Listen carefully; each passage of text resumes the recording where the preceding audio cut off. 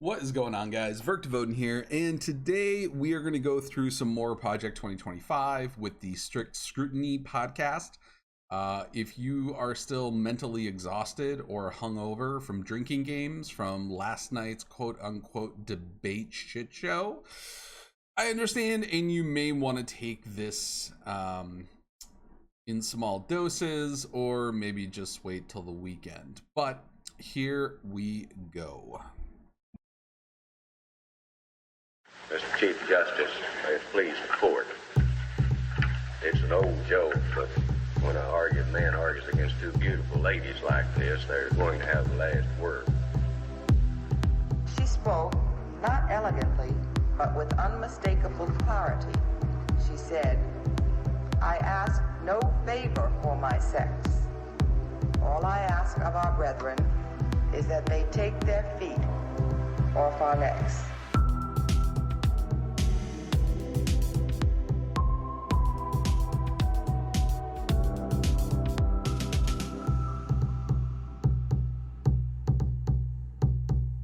Welcome back to Strict Scrutiny, your podcast about the Supreme Court and the legal culture that surrounds it. We are your hosts today. I'm Kate Shaw. And I'm Leah Littman. We have an exciting two-part episode for you today. The first segment will be the next installation of our series on Project 2025, or Disaster Piece Theater, and we're going to cover foreign policy with the help of a special guest. The next segment will be a special back-to-school segment to welcome all of the incoming and returning law students who are coming back to school.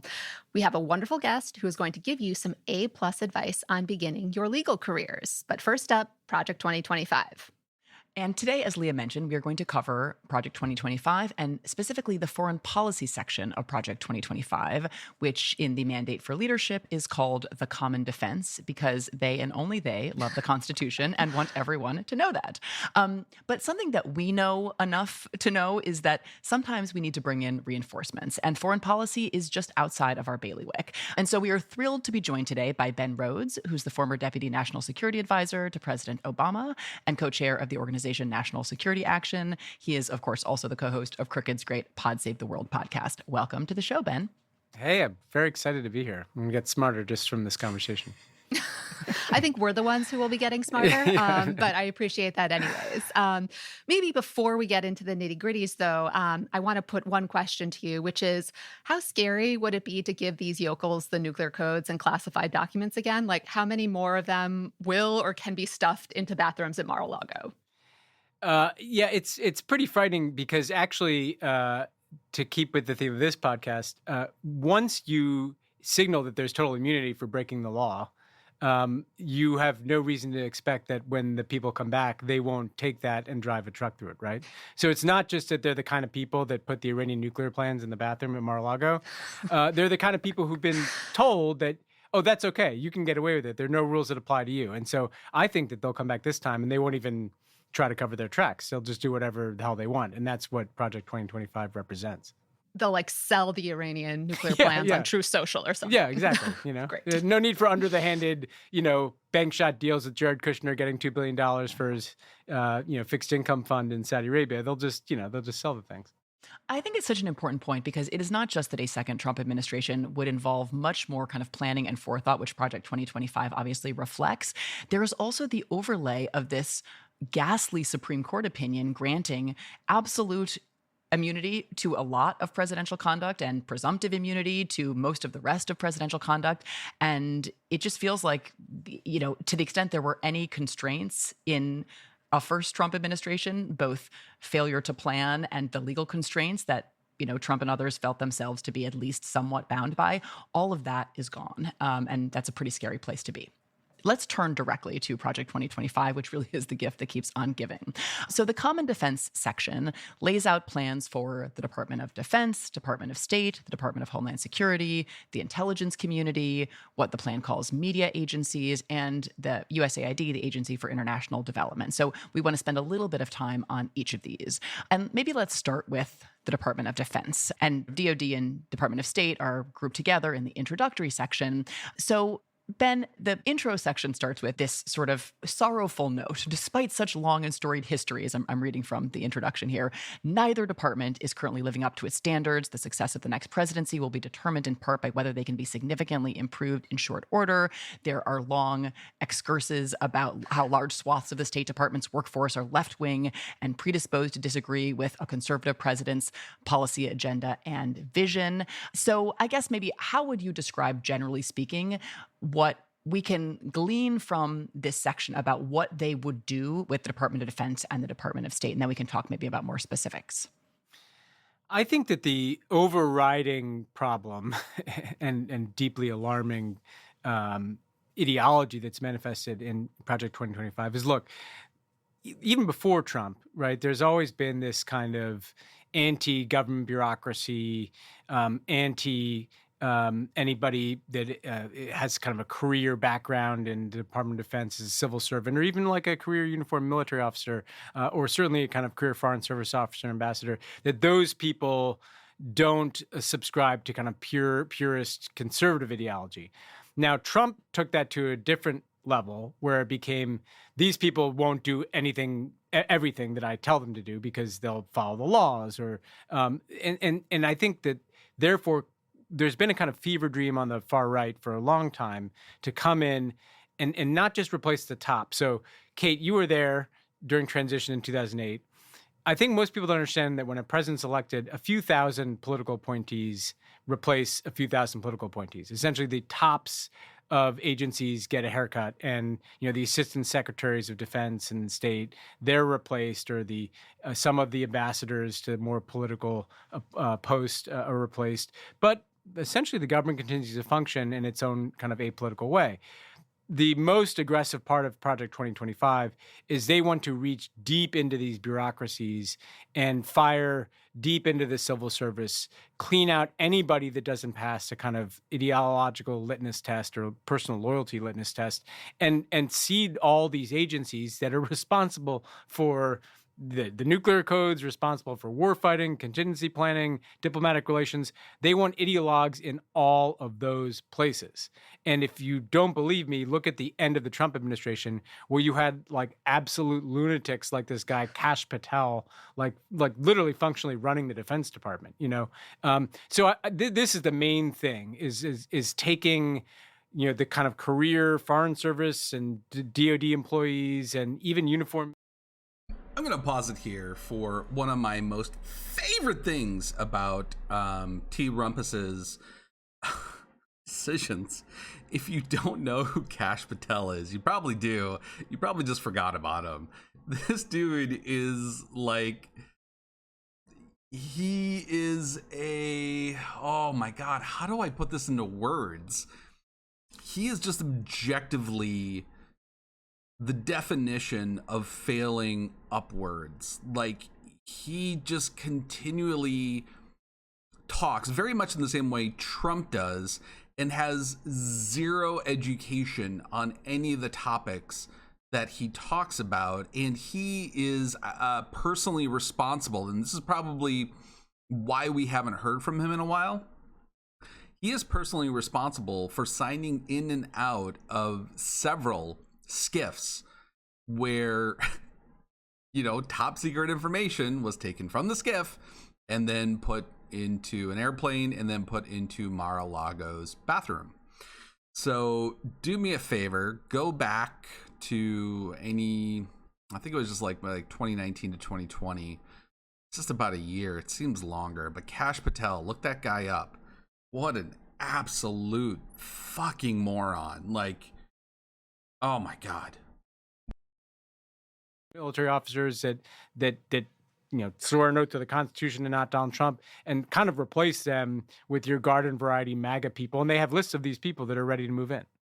This is definitely something that the Project 2025 people, I think, have been extremely focused on, this kind of personnel overhaul issue. This is something that J.D. Vance, before he was on the ticket as the vice presidential nominee before he was even in the Senate. This is when he was running for the Ohio Senate seat. He gave this interview to Vanity Fair in which he basically sketched out exactly what you just said, Ben. He said, look, Trump was early on. I guess he hadn't maybe declared yet, but he was obviously running. And Vance said to an interviewer, if I was advising Donald Trump, I would give him one piece of advice, which is fire every single mid-level bureaucrat, every civil servant, and replace them with our people. And then when the courts stop you, tell John Roberts, like, okay, you've made this decree, go ahead and try to enforce it. So essentially do this, and then if the law stops you, defy it. And I'm not even totally sure exactly what John Roberts would say in response to such an effort, but I think that this is something that they have been working on for a long time, and it is scary throughout the government, but I think that the stakes are obviously heightened when we're talking about Department of Defense, the Department of State, and the intelligence community. Staffing those places with ideologues could be so dangerous, from a geopolitical perspective. Obviously, it completely disrupts the function of the U.S. government if you replace people that have been there for decades in some cases with people who have no idea what they're doing, and they're interns at the Heritage Foundation. One way to think about this is you could lose tens of thousands of years of experience, and essentially just have a bunch of incompetence and ideologues in these places. The second thing is that is hard to recover from, right? So even if, let's say in the best case scenario, there's only 4 years of Trump, well, you still don't get that back. We will essentially have decapitated our own government. And then the last thing is in the DOD, and this gets even scarier in the intelligence community, which we can talk about. I think that they will appoint and elevate, they will find in the military, and the military has, millions of people in it, they will find the most extreme MAGA type people, and they will make them in charge of the military. And I think they have a fever dream of kind of turning the U.S. military into not just an extension of Donald Trump's political interest, but a kind of almost like massive white nationalist militia, and we can talk about personnel policies because I don't ask, don't tell, and trans issues and all the steps the military has taken to represent America. They're going to try to turn it into like kind of what like a militia in Michigan looks like, and that is a terrifying thing to consider. Yeah, so they have some specific thoughts on how to, in their view, fix the Department of Defense, and I wanted to at least put some of them to you. So one big plan is targeted at, quote, the Biden administration's vaccine mandates, which the report maintains, quote, have taken a serious toll. So I guess, Ben, how important do you think anti-vaxxers are to military readiness, and do you think it's important for military officers to take orders? I think that they're incredibly important, obviously, because these are people living in close quarters, and these are people that, can obviously, if you, get rid of things like vaccine requirements, you would be like putting the health at risk of all the people there. I think the bigger point is the military can kind of become a place for a certain kind of reverse social engineering for the far right. We've already seen them seeking, Tommy Tuberville, not the sharpest tool in the Senate, wanting to kind of impose abortion restrictions so that, like, if you're a woman serving on a military base, you're in this kind of dystopia where you can't access reproductive health care and you can't even travel to access reproductive health care. All these things, no vaccine mandates in the military, no abortion in the military, no reproductive health care in the military. I would be concerned about things like, can LGBT people serve in the military? I think they will turn, because the military is the institution that you have the most control over, they'll turn it into kind of a right-wing social engineering laboratory. Same thing with veterans, by the way. They're talking about in Project 2025, privatizing VA healthcare, which is a catastrophic idea, So it's using the military as kind of this group of millions of people that you control, and you can kind of do your social engineering, undoing any kind of clean energy uses that the military has. All of these things, they're going to turn the U.S. military into a kind of an extension of their idealized version of, dystopian America. And can I give just a couple of more discrete examples? So there's a line in the chapter that proposes to, quote, audit the course offerings at military academies to remove Marxist indoctrination. And so the natural question is there a lot of Marxist indoctrination happening, to your knowledge, Ben, at military academies right now, such that we need to remove said indoctrination? Yeah, the reading list is not heavy on Marx and Hegel, near as I could tell, at the National Defense University. But the other thing is that, the funny thing to me about all these things is that honestly, like I love the military, and it represents all aspects of, they're conservatives and liberals in the military. But the U.S. military and like the FBI and some of these agencies that they're constantly attacking, in my experience, were like the most conservative institutions in the U.S. government. I mean, this is not the mythology of a woke military is not something I ever interacted with. No, agreed. They basically have all this anti-DEI rhetoric. And I do think that it is right that obviously like this cartoonish, like woke military vision that is laid out in these pages, I think bears a very scant resemblance to reality. But DEI initiatives have been present in the military. And I guess, they basically want to eliminate all of those policies with respect to offices and staff. So I guess what would that mean for the military? And I guess a related question, which you have alluded to, they propose outright to prohibit service by transgender individuals. And I don't actually know what they would seek to do with respect to currently serving trans service members. They would seek to have Trump send a tweet and just like fire them all like he tried to do last time. Maybe they just rerun that. But I guess, in a serious way, like what would all of that mean for kind of personnel at the military if they were able to implement any of these proposals?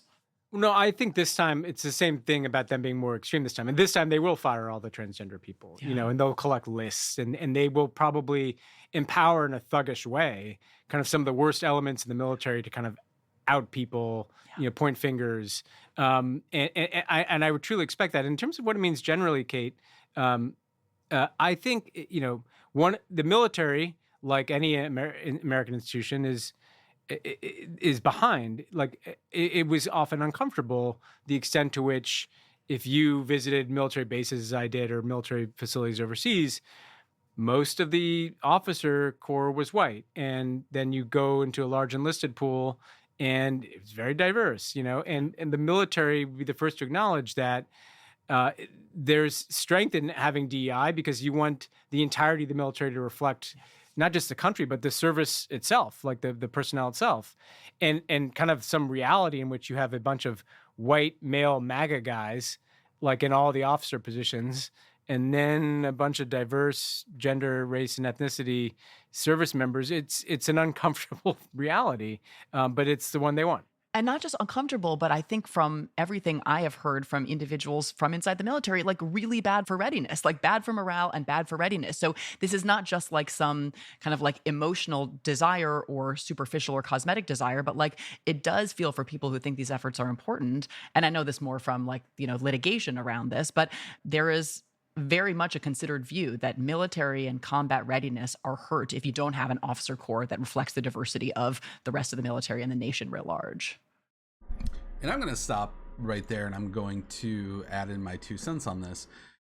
When people make these weird accusations that DEI has gone too far, and we'll just take, VP Kamala Harris as an example, where a lot of right-wing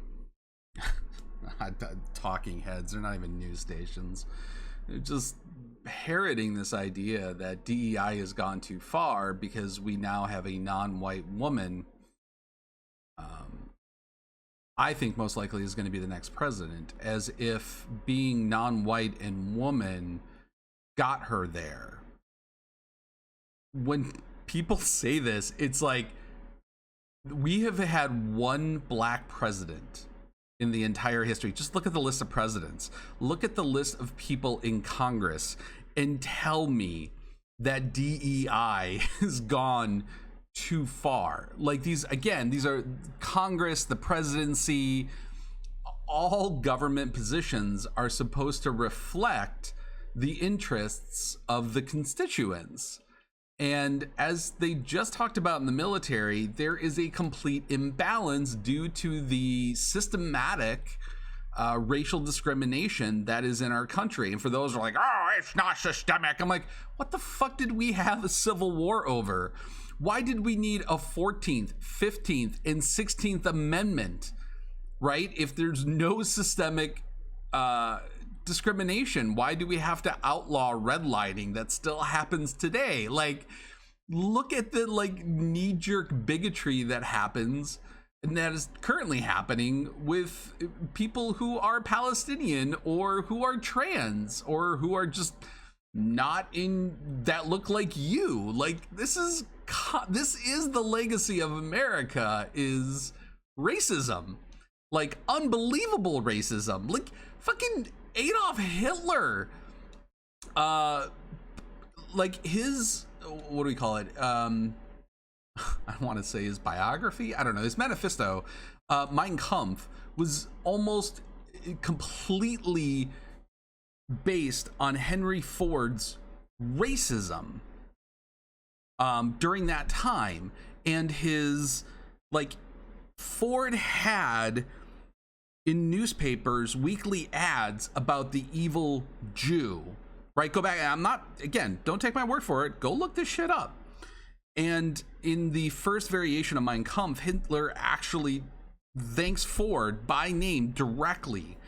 Like, systemic racism and bigotry is what America is known for, so much so that the fucking Nazi government, as they were becoming established and coming into power, used it as a fucking blueprint for genocide. Like, this isn't hyperbole. This is all historical fact that you can look up.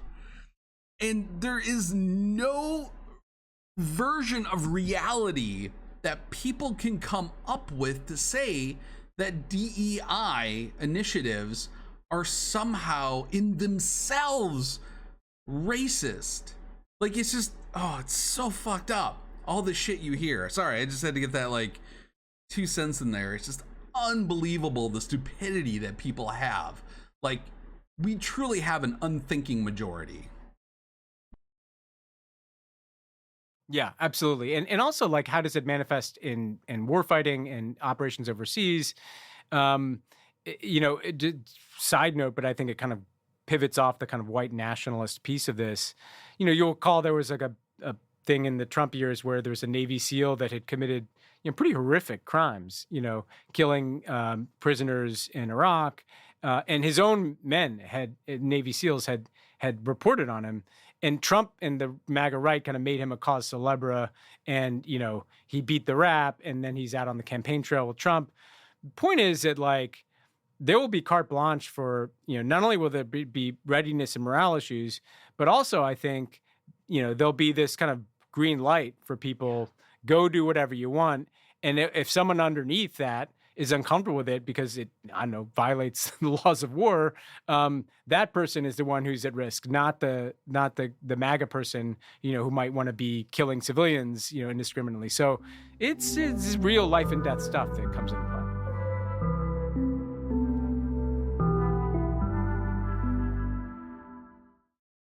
This podcast is sponsored by the Washington Exchange Foreign Tier. If you're now that it's with the election wrapped in post.com area satisfaction chef to use service and made in local criteria preferences, period, or com/strict. So we've been talking thus far about what is in Project 2025, but also something that's important is what isn't in Project 2025 and some important omissions in these sections. Some serious ones we'll touch on in a bit, but one that stuck out to me, there's no plan to get Jordan Childs her medal back. At least, at the time we're recording this, her medal has not yet been reinstated. So Ben, if you were advising Vice President Harris, how would you suggest they do that? I would bring the full force of America's deep litigation capabilities. We have significant capabilities. We don't just have military capabilities. We have litigious capabilities that can be deployed for the next 4 years. Leah's like, sign me up. I want on that litigation team. And just to be so relentless, like, you reject an appeal here, we're going to appeal here. I would like to see this brought up in, like, just about every international tribunal we could find, and just grind them down through litigation. We right? can do that. Jordan's medal. And meanwhile, keep that medal in the meantime. Yeah. All right.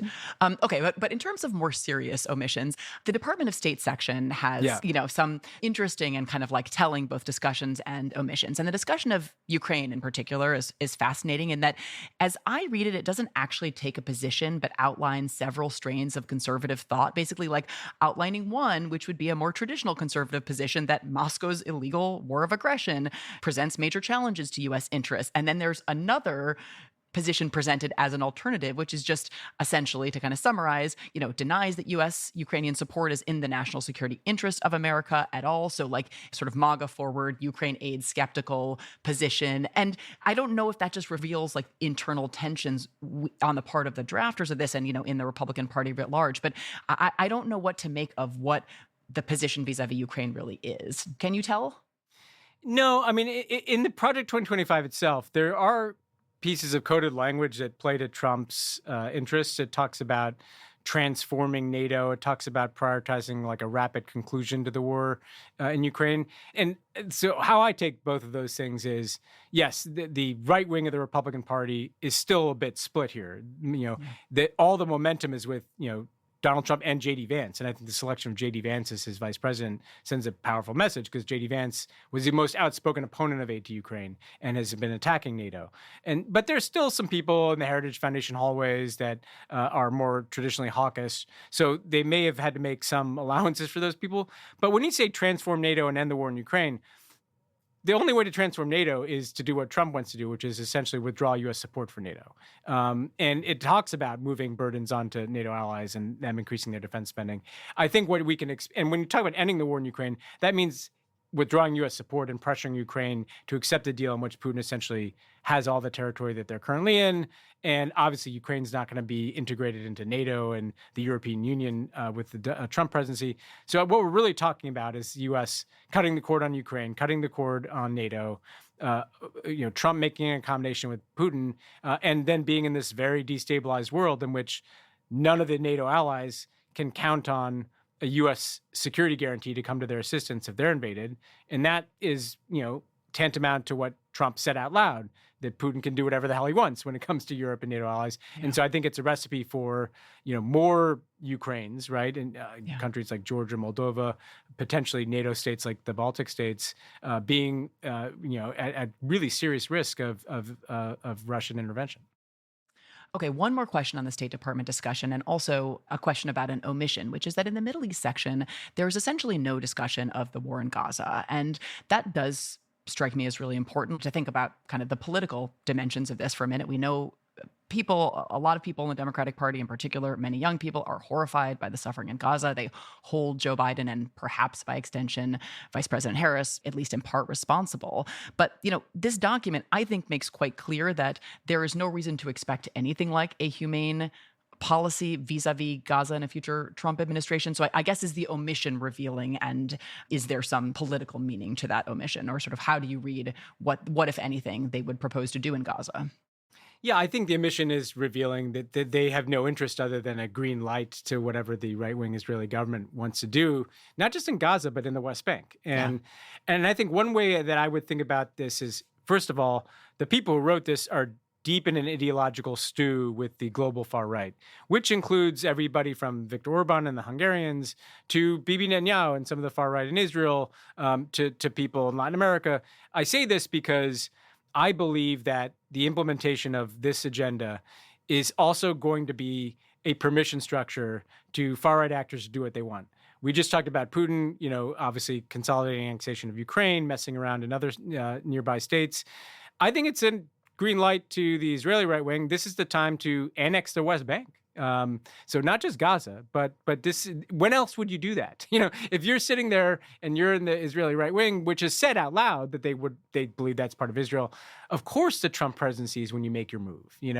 And so I think in the Middle East, but also globally, what the destabilizing thing that we can expect in a second Trump term that didn't quite happen in the first Trump term because there was still, Jim Mattis is at the Secretary of Defense and H.R. McMaster's at the White House. All these conventional people are still around. Well, now it's going to be, I think, free reign and I think in the Middle East, what I'd be worried about is not just obviously the continuation in Gaza, but the West Bank becoming the next venue for a really concerted effort to assert Israeli control. That is terrifying. So I think we briefly wanted to touch on some of the other parts of the Common Defense Plan. So one is the Department of Homeland Security. And to prime listeners for what's coming here, Ken Cuccinelli did this section. This guy has said gay people are harmful to society and as such to repeal birthright citizenship. And this section basically to me reads like how to be cruel in thousands of different ways.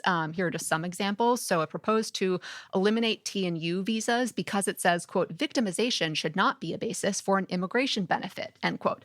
Those visas are for trafficking or crime victims. It also wants to eliminate all of the immigration and customs enforcement memoranda that prohibit ICE personnel from operating in certain sensitive zones, i.e. prohibiting them from doing immigration enforcement, let's say, in hospitals or at police stations or fire stations, which could deter immigrants and non-citizens from being able to use those services. It maintains that ICE should be funded for a significant increase in detentions, and it specifically argues for more detentions of children. It recommends Congress repeal a section of the William Wilberforce Trafficking Victims Protection Reauthorization Act, which provides benefits to unaccompanied non-citizen children. It also calls on Congress to end a settlement and explicitly set terms and standards for family and unaccompanied detention and housing. The Flores settlement has protections against detaining unaccompanied minors and families. So, Ben, is this the foreign policy equivalent of like pro-family policy? Yeah. I mean, this is essentially turning the Department of Homeland Security into a mass deportation agency, and that completely empowers ICE and takes off any guardrails. And so I think what you're going to see is a kind of brutalist immigration policy that combines mass deportation with efforts to make life so miserable for anybody who might think of coming here that essentially you're not only closing the doors, but you're punishing people. Some cases, people who've been here, maybe their whole lives. They're just not documented. And I think people have to realize this is going to have knock-on effects, right? There's first and foremost the human cost to these people and their families, millions and millions of people. But also, if the U.S. essentially, as Project 2025 envisions, ends asylum, shuts the border, is throwing immigrants into camps, deporting millions of people, busing into hospitals to pull children out and put them in detention. Again, globally, the immigration system and refugee system that's already been kind of breaking down with 80 to 90 million people displaced around the world, other countries are going to start to do this too. If the U.S. isn't doing our part, you're going to see, I think other countries shutting their door, and you are going to have no safe haven, no asylum for people who've been trafficked, people who've been fought with us in wars in places like Afghanistan, and you're going to have this kind of swelling populations of stateless people with nowhere to go. Now, that is both a humanitarian catastrophe. Ultimately, it's a security catastrophe too, because that is not a sustainable outcome, particularly with climate change creating more refugees. And so this is not the way to fix the problem. It is cruel and inhumane, but it also, I think, will contribute to global instability in ways that, people aren't really getting their minds around. So let's hit just a couple of other points from this section. One, there's a discussion of media agencies in which the document calls for stripping the Corporation for Public Broadcasting of taxpayer funding. So the corporation funds NPR, PBS, and it would be hugely significant for these places to lose all federal government funding in a moment in which we have already seen the decimation of local newsrooms and cuts at major national entities. And it does feel as though eliminating Americans' access to credible information is actually kind of part of the point here. Definitely. And on the Agency for International Development, it calls for restoring the Mexico City policy, which is also commonly known as the global gag rule. So it would prohibit the United States from funding organizations that facilitate or advocate or refer people to family planning services that could include abortion and some forms of contraception. It calls to stop funding the UN, the United Nations Population Fund. And it has a telling few lines, that are underscoring they are still the party of forced childbirth. One of those is, quote, families are the basic unit of and foundation for a thriving society. Without women, there are no children and society cannot continue, end quote. Ben, there's so much more we could talk about, but I guess I would just put to you, like, any final thoughts on the common defense section? I'm glad you flagged media. I'm gonna throw one other piece in the media puzzle, which is the overseas broadcasting capabilities of the United States. I was always a little worried that Steve Bannon would figure out that there's like $1 billion enterprise of U.S. international broadcasting, in which there's a firewall. Traditionally and legally, the White House is not supposed to control the editorial content. Radio Free Europe, and I mean, those of us who are old enough to remember these kind of iconic brand, Voice of America. The Project 2025 would turn this into essentially Trump television, or RT, like the U.S. international broadcasting, I think, will become just a kind of extension of Trump's personal brand in kind of brutalist ways that I don't want to envision. The other thing I want to, just last thing I'd say is on the personnel point to kind of end where we started. One thing that doesn't get a lot of discussion because it's hard to discuss is covert operations in the United States. So what, I'm on a legal podcast, Title 50, with programs which will basically allow the U.S. executive branch to do things with minimal oversight, no public oversight, and no need to kind of abide by certain, well, I don't want to get too into it, but essentially you can do a lot through covert action out of the sunlight that people don't know about. And I think one of the only breaks on that in the Trump years is that most of the people in the intelligence community were still, career people. Well, if you essentially have a bunch of ideological people engaged in covert actions with, slush funds and no oversight and no accountability whatsoever, Iran-Contra is going to be like, the Boy Scouts compared to what these people could do, and I think it's something that people don't get their minds around enough, that it's not just the stuff that we're going to see, like it's stuff that we won't see. And these people know that. They were there it takes you a while to figure this stuff out. I was there for 8 years. To be honest, it takes some time to kind of figure out how the machinery of government works. They know now how the machinery of government works, and they're determined to use it. And I think that's why we have to take this so seriously. Well, Ben, thank you so much for your time and doing this segment with us, and for making Project 2025 somehow more terrifying than it had already seemed, which was already pretty terrifying. And I'm going to stop it right there because it is pretty terrifying. If you don't really understand what Schedule F is and what it does, and the civil service reforms that we saw back, I can't remember the date. I want to say the 1920s, but I think I'm wrong on that.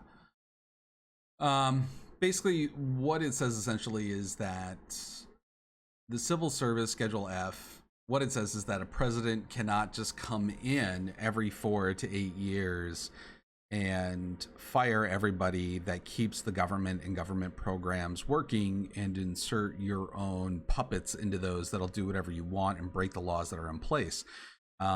That's kind of, again, the legacy of America and what we had initially until the civil service reform.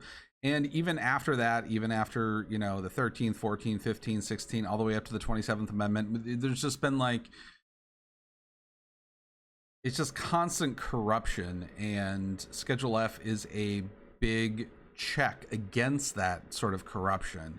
It's not flawless, but it is a huge check. And a lot of that is what kept Trump from doing the most maximum damage that he could in the 4 years that he was into power. And people like J.D. Vance are literally saying, let's get rid of Schedule F. And a lot of Republicans do. I think ironically, kind of like the Supreme Court on their ruling of immunity for presidential acts, is that this goes both ways. And while Biden was too much of an institutionalist to take advantage of that, Kamala Harris or anyone else, and I think even Tim Walz, having been a veteran and been through the system himself, I don't know that they would be so hands off about it. And I think they would hopefully try to put in even more firewalls against anyone gaining that kind of power. But anyway, I'm going to end it here. Do me a favor, look up Schedule F. and look up the civil service reforms. It's very interesting. I'm sorry, I'm not good with timelines typically, but yeah. Thank you for listening. If you got this far, woo, hats off to you.